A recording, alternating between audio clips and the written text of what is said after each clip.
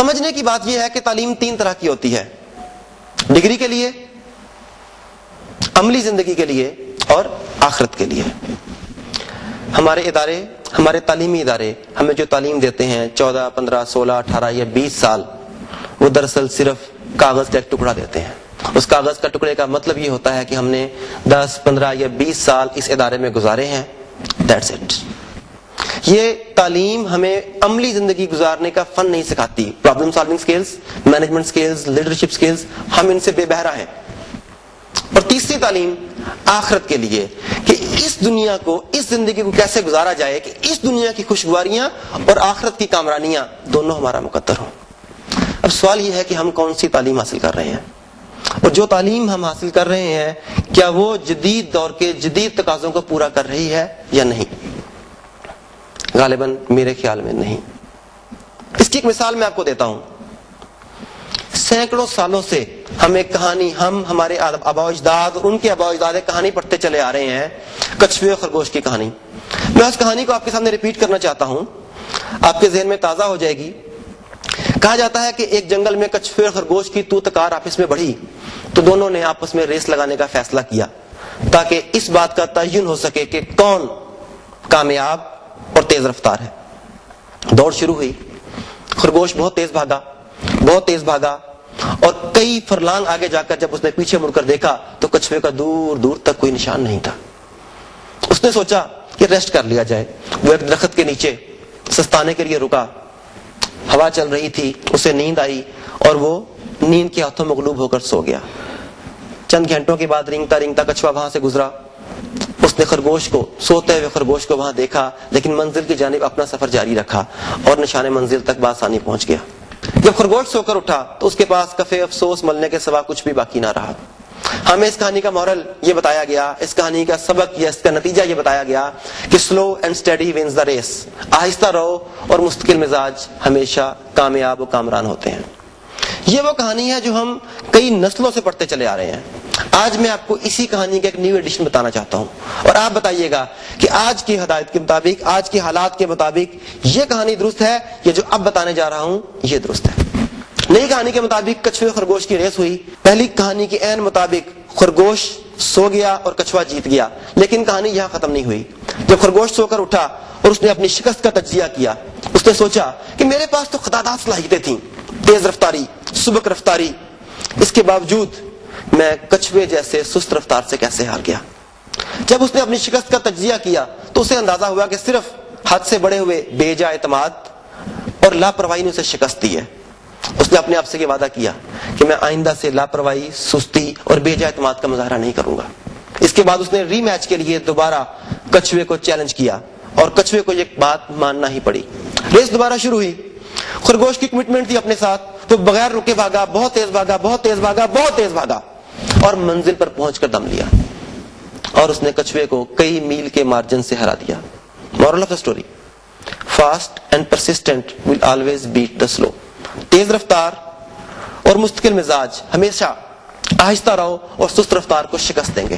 لیکن یہ کہانی یہاں ختم نہیں ہوئی. اب کچھوا بیٹھ کر سوچ رہا ہے کہ خرگوش نے اپنی صلاحیتوں کو پہچان لیا، اب مجھے ساری زندگی شکست کا داغ ماتھے پر لے کر جینا پڑے گا. میں جنگل میں کیا منہ لے کر جاؤں گا؟ اس نے بہت سوچا. ایک تدبیر اس کے ذہن میں آئی.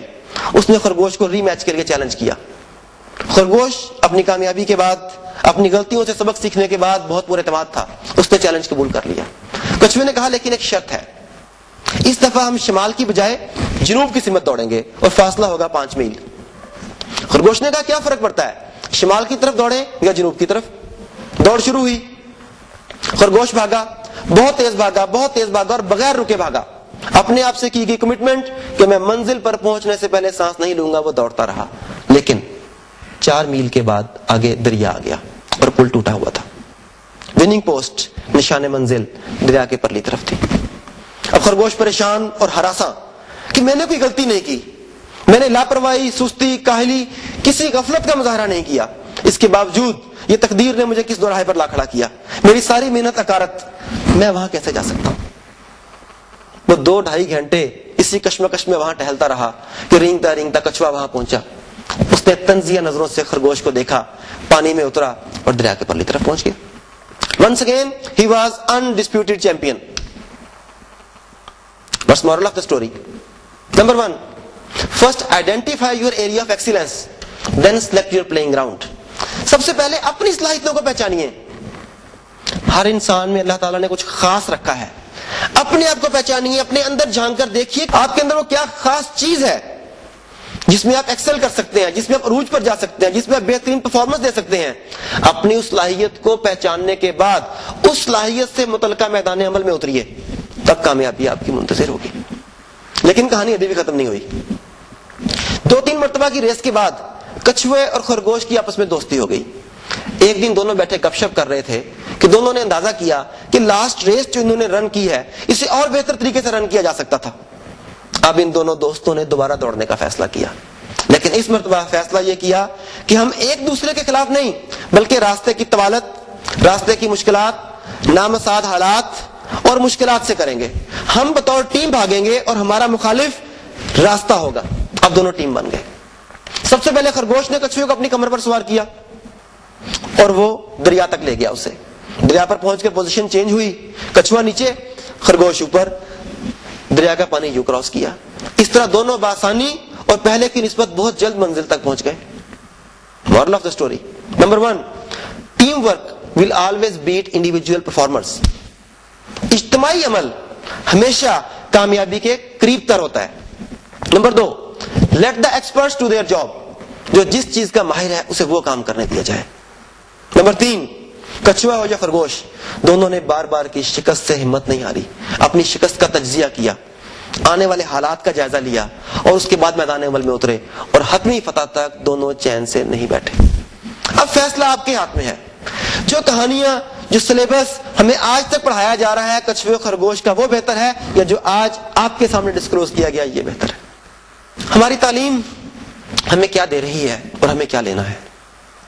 हमें सीखना चाहिए अंदाज़े हुक्मरानी, हमें सीखने चाहिए मैनेजमेंट स्किल्स, हमें सीखने चाहिए लीडरशिप स्किल्स, हमें सीखने चाहिए प्रॉब्लम सॉल्विंग स्किल्स, हमें चाहिए team building skills, social skills, relationship skills, interpersonal skills. मगर हम क्या सीख रहे हैं, ये हमें क्या सिखाया जा रहा है? अफसोस, गुलामी, अंदाज़े गुलामी.